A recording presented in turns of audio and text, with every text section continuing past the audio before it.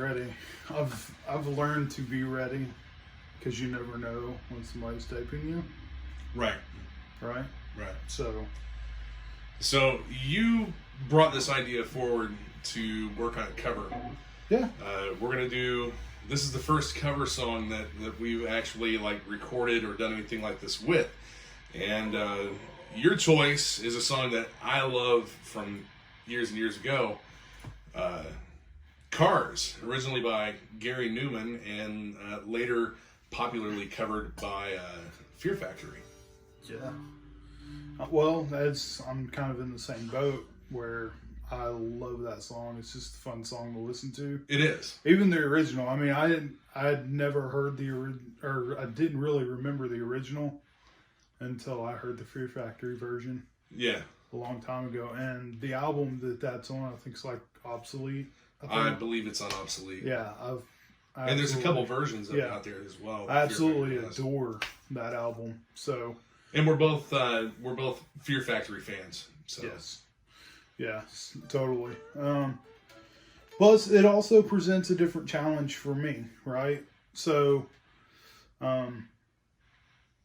obviously, like my main thing in the studio is the Variacs, right? So, I wanted to do something that would make me step outside of my comfort zone of drop C or standard tuning, which we did the show theme in standard tuning. Yeah. A lot of our music is in different tunings, but I've never really done anything that would make me emulate a 7-string. So I knew, obviously, Dino's got his signature Ibanez's, which are pretty awesome. So I thought, well, now's the time to check that out. Like, this downtime. So right now, as far as tools go, I'm running the Variacs 1/4-inch jack. So there's no helix. The helix is in the corner. So you're running just straight This processor. is straight off the guitar, Yeah. straight into this interface, going straight into Logic. So Everything's coming off Logic. yeah, so the guitar itself is not being controlled by the helix. Right now, I'm controlling it. All right. So, what are some of the things that you're planning on doing in? Now, keep in mind this whole thing's kind of experimental and just a new endeavor for us. But what are some of the things that you're going to be incorporating into the string sections of this cover song? I know you said that you wanted to do some different sounds. Well, Like obviously, we're going to start off with, a baritone tuning. 7 strings are tuned like a standard guitar with a B on the top. So it's B, A, E, B, E, A, D, G, B, E. Baritones are like having a 7 string without that bottom. And the B string's like a half step down. Yeah, so it's like an F sharp instead of a G. So first of all, it's a different tuning. It's going to present a couple of different obstacles. Well, yeah, you're going to be emulating a 7-string on a 6-string guitar. Right. So that's not that bad. Like I sat down and learned the song off the laptop a couple days ago. But I don't have a 5 or a 6-string bass. So the Variax is going to be serving the role of bass. Yes. So the plan is to take this and then use Helix Native to drop the tuning of the bass or of the guitar to match the bass, and then kind of lockstep in there. We're going to find out if it'll work. And then, of course, I'm actually reaching out to a couple of people I know that have a 5 or a 6-string bass to see if either one of them are going to be willing to let me borrow it so I can actually track the bass with the bass, and then we're going to compare them. So that's something I really wanted to do, just to see how it goes. Because, you know, like on what we call song 1, Yeah. you know, half of the guitars on that are in standard tuning, half of them are a whole octave down. Right. And that's the guitars, because the bass I tracked in standard tuning. So why not do the opposite? You know what I mean? Yeah. Drop the guitar down an octave. So in theory, that basically should emulate a 6-string bass. Yes. Should be able to. It should be able to. Okay. With some work and some help from Helix Native and the pitch wham. So let's take a look at what we have pulled up in Logic here, and what we're going to be using as a template to record this this cover of Cars. Yeah. So, what we've got up here is a guitar profile that I stole off the internet. Now, I've got a subscription to Ultimate Guitar, so anytime I want to learn a song or something like that, I'll just go there and I'll download the Guitar Pro tab and learn the song. So the drums are a MIDI file. All of this is a MIDI file. So, but the drums, whenever you import them into the project, it'll assign a kit from Logic. I'm not using Logic's kit. I am going to be using the Easy Drummer 2 with the metal drum kit, and it's going to be the one that's the tape saturated one.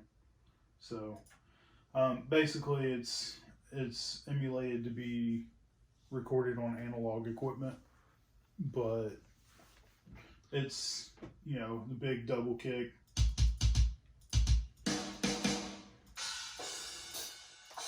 Get us a little bit of volume there and show what that kit sounds like by itself. Oh, yeah. Well, there's an easier way to do that.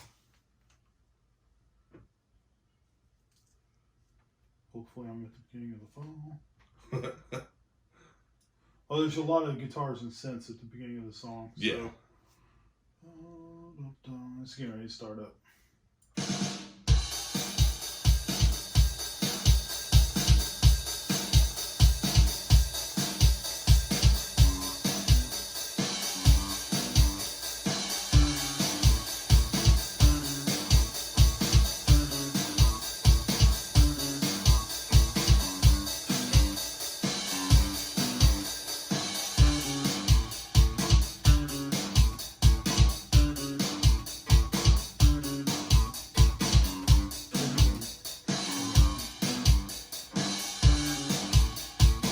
And you can go through and you can make changes to this kit as well, can't you? Oh, yeah.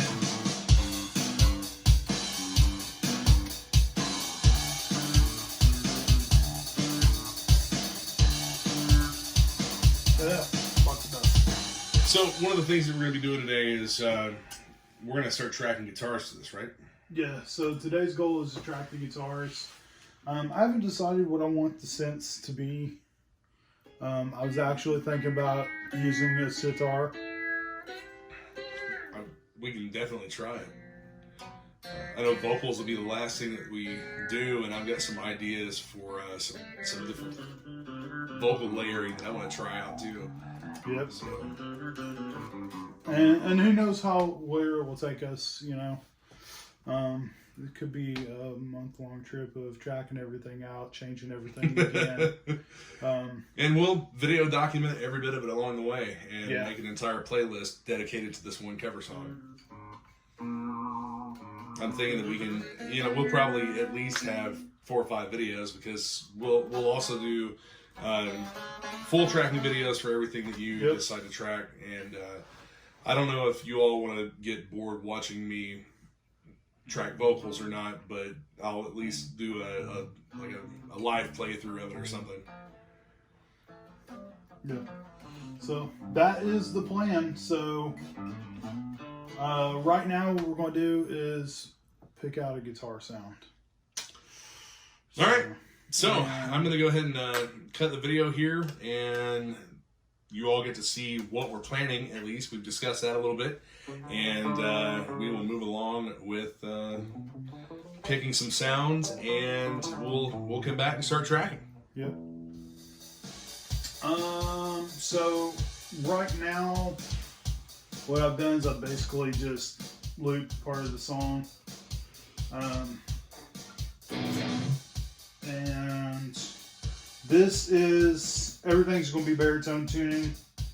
This is a Les Paul on the bridge pickup.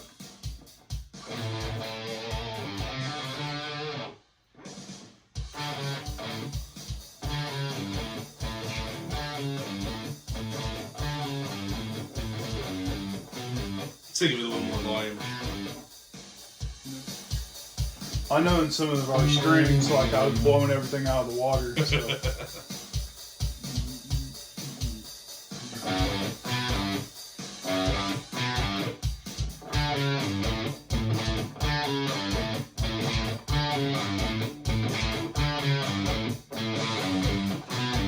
And we don't really have a lot of direction as far as like where we're trying to take this. We're just kind of going on a ride and seeing where it goes. We're trying not to screw it up so bad that it's unrecognizable. That's what we're doing. Yeah, it'll be recognizable. Yeah. So that was the Les Paul.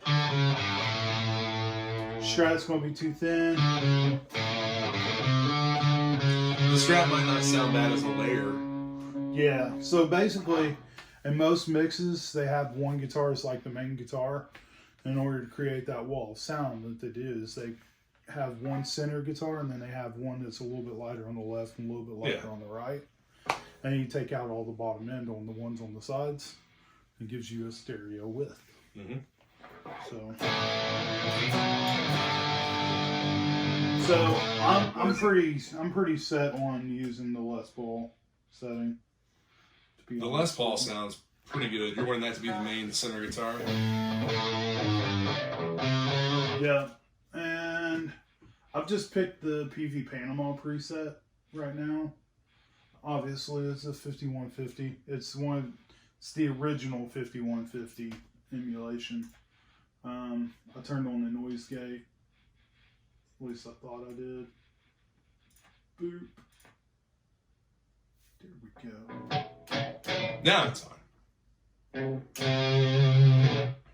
See what kind of cabs it's got. 4x12 Cali cabs. 409 dynamic and a 121 ribbon mic. Probably speaking Greek to some people out there. But basically the 409 is a bright mic, and then the 121 is a darker mic. Don't like that. Yeah. That's what happens whenever you take one or the other off. And that's a much more pleasant sound. Yes.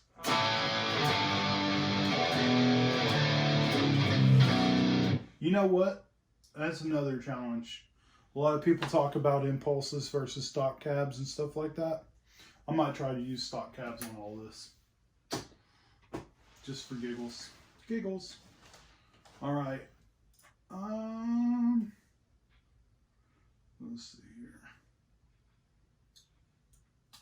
Also, I want the absolute best performance possible. So if I gotta chop this up note by note, I will. Well, you know, I've been doing this a little bit of a while, right? And we've been doing it a lot here lately. Yeah, and the thing is you want the absolute best performance that you can get. If you don't, if it's not tight and it's not in time, and we learned this way in the past. Yes. If it's not in time and beats are moved around, it's going to sound tired. It's never going to sound tight. That's kind of one of the reasons why I steal guitar profiles. Yeah, there's no amount of mixing that's going to be able to fix timing. Yeah, you can't fix stupid. Let's see here. All right, so let's see.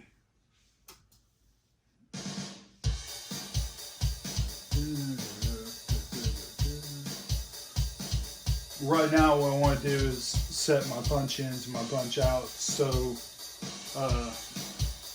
so that I know what phrase I'm playing. I don't want to go into the next phrase without knowing what's going on.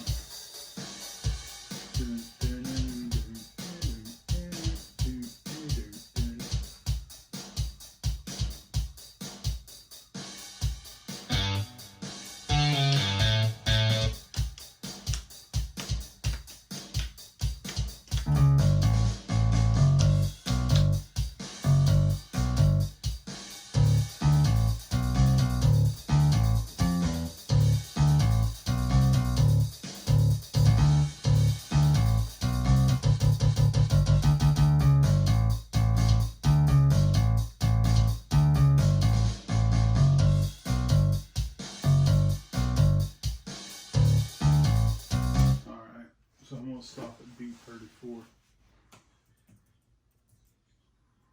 Overall light. Go ahead and do it from the beginning. All right. So here's the trick. Don't get up. I think he's probably.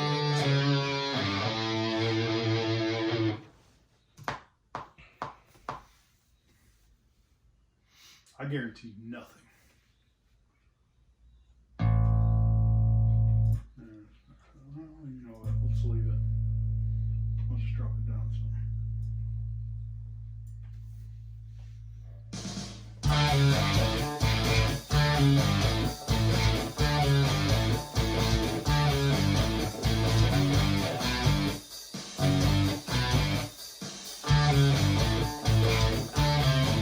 Whoops. And that's why. F up number 1.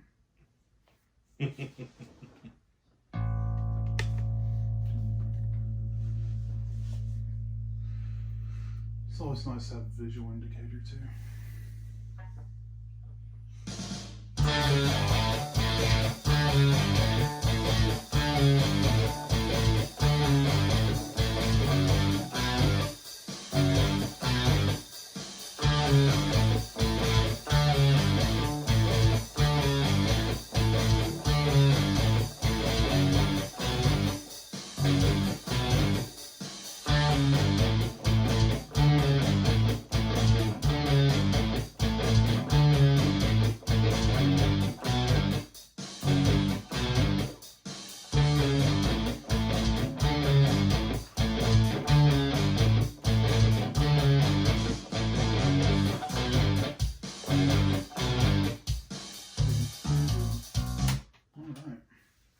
Look at that. You made a recording. Yay. Let's listen back to it.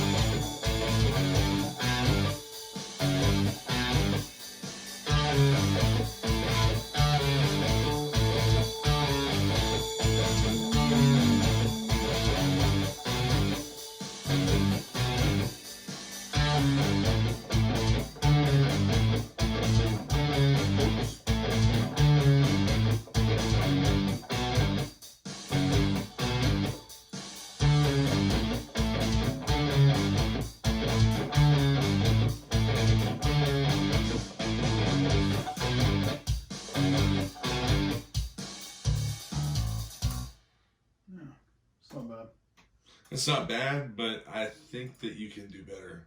I probably can. Your playing has no emotion. Have you heard this song before?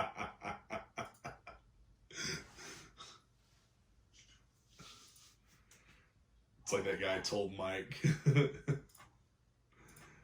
So that his playing had no emotion. That's because Mike has no emotions. No, that's not true. That's not true.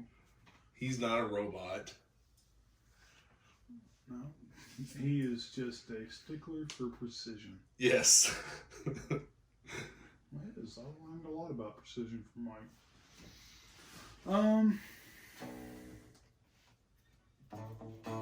Give it another go. Hold on a second.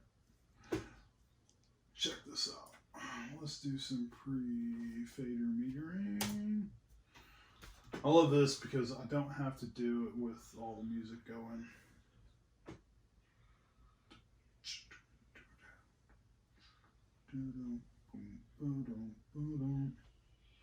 So basically, I'm just making sure that the original input is strong enough, and it is exactly where it needs to be.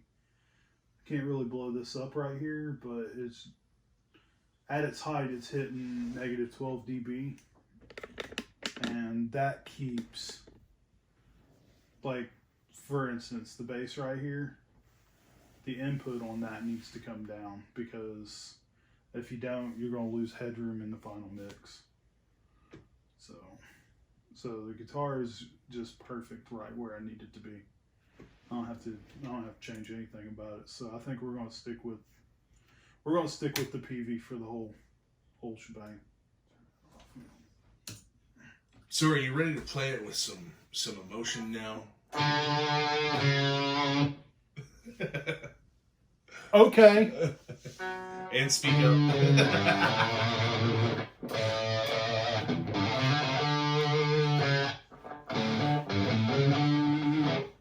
Fine. I can't help it. I'm a quiet person. So my voice just falls in a certain register. I think if ever I get to a point where we're like using a mixer and we need to do something, like I think I'm gonna take a lot of the bottom end out of my voice so that I'll sit higher in the mix. Compress the shit out of my own voice. All right, we'll give her another go.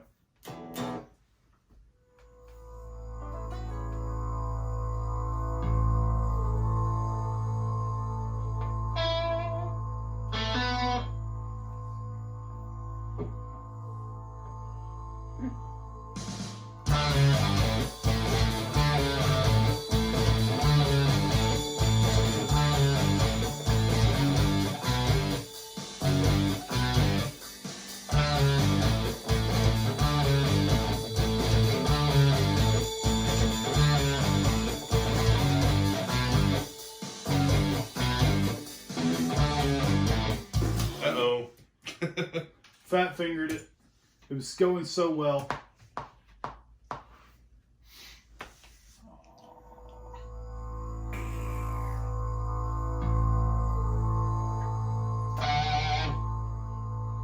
Put one of those in the beginning.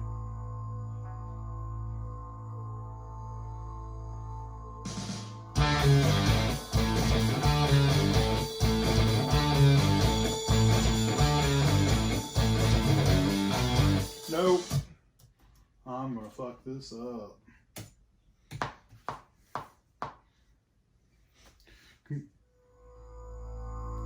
I guess we're not big enough to worry about cuss words, are we? No. No, it's not like we're live on radio or anything. Right, and no world tours. Because nobody's doing that.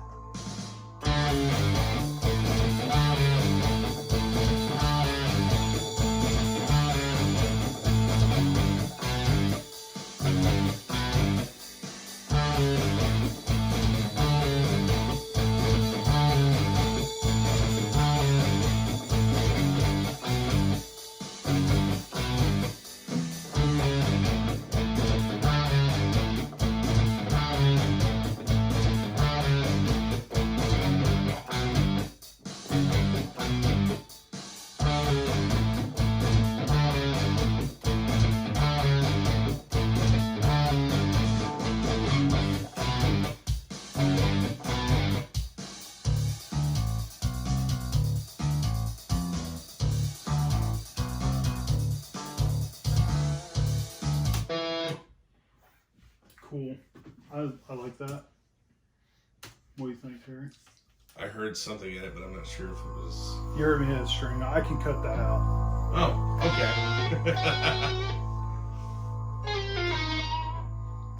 and wanted the rest. Some at a time.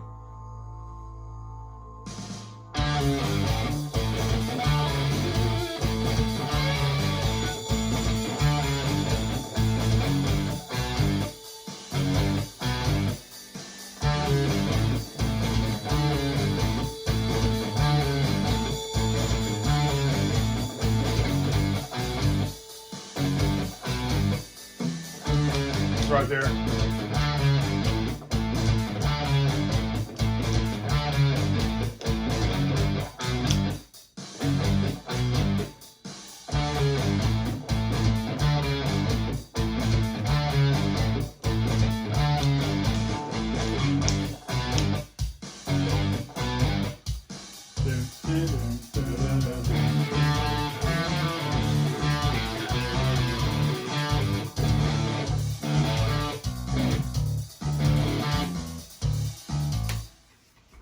It's gonna be a tricky little piece.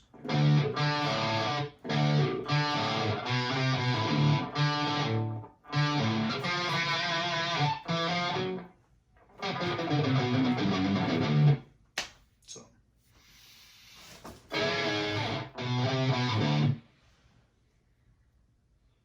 If I make it through it once.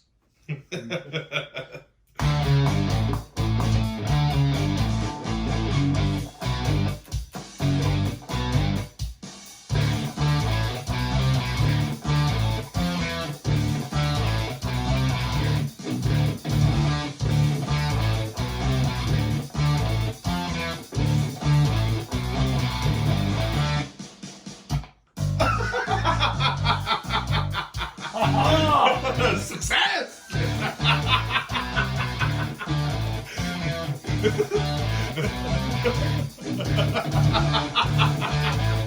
Now you've made it for the rest of the song.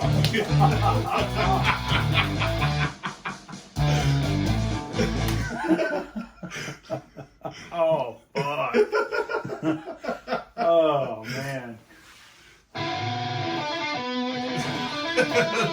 The look. The look. Holy shit! Oh, goddamn. That is fucking hilarious. Play it back. You're gonna have to do it again. I know.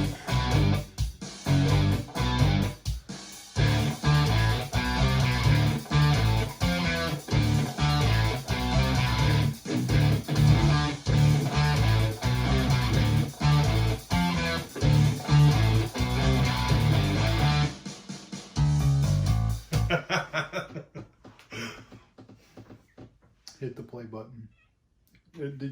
You haven't been recording. Oh this. yeah, I've recorded all of it. Really? Yeah. The face too? Yeah. Oh, okay. Yeah, they got the face. I thought we didn't record that. I was No, like, hell no. I was just fucking flying by the seat of my pants. It's like,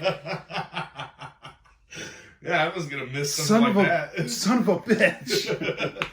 I thought I was going to have to try to make it happen again. Holy shit balls. Yeah, of course I wasn't gonna miss that. So. Sweet as hell. What's the next part here?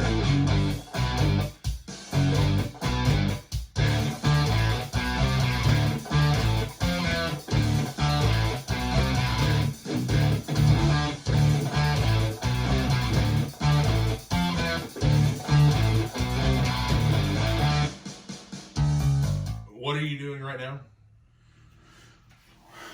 Well, in order to get the tightest possible performance, if I hit it once, I may not hit it again. It's just the nature of like not practicing it much or stuff like that. I mean, most of what I do these days is mixing. Right. So what I'm going to do is I'm going to put the performance together out of the two parts that I've already nailed. Mm-hmm. And then whenever I get done, I'll just the song's very repetitive.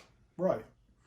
Right, exactly. So this way, and you'll see, like, a lot of people don't see the behind the scenes stuff on big studio things, but a lot of times if you hit one take, that's the take you use for all the rest of the song. That's why it's important for the drums to be in time.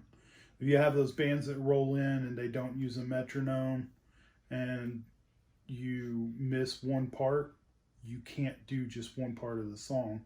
You have to go back through and re-record the whole thing. Right. Now, when we do the live playthrough videos of this, you'll be playing through the entirety of the song in one take for the live playthrough. But for this recorded version of it, there's really no need to try and do this in one take. There's no reason to put myself redo the through. entire take if you mess up. Yeah, and typically, guitar players end up playing worse as time goes on. Mm-hmm. So if I keep trying to nail the same parts over and over, I'll just start fumbling. You'll get frustrated with it. Yeah, I'll create extra BS that I don't need to do. So what I'm going to do is just copy and paste these parts, put them where they need to be, and then move on to the next instrument. Which will be the next guitar layer, probably. It'll either be another guitar layer, or I may go and try to figure out what I want to do with the synths. They're going to be guitar created. Yeah. But what instrument? I think that maybe we should show a little bit of sitar, a distorted sitar or something on this. Yeah. If I could do a sitar with like maybe some kind of a sustainment, it'd be interesting. Give it a different feel, right? Make it my own. So that's what we're going to do. I'm not real good with this, but we're going to add a didgeridoo into the intro to the song.